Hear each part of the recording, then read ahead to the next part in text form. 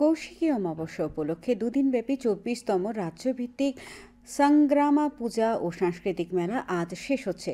গতকাল মেলার উদ্বোধন করেন মুখ্যমন্ত্রী ডাক্তার মানিক সাহা। মনুবাজার দখল সিং রিয়াং পাড়ায় রিয়াং জনজাতিদের কুলদেবীর পূজা উপলক্ষে মেলাও বসেছে। মুখ্যমন্ত্রী ছাড়াও উদ্বোধনী অনুষ্ঠানে উপস্থিত ছিলেন জনজাতি কল্যাণমন্ত্রী বিকাশ দেববর্মা, এমডিসি সঞ্জিত রিয়াং, ব্রু সংগ্রামার সাধারণ সম্পাদক খনারাম রিয়াং প্রমুখ। মুখ্যমন্ত্রী বক্তব্য রাখতে গিয়ে রাজ্যের সামগ্রিক উন্নয়নের চিত্র তুলে ধরেন। ৭.৫ বছর হলো আমরা এই সরকারে আছি।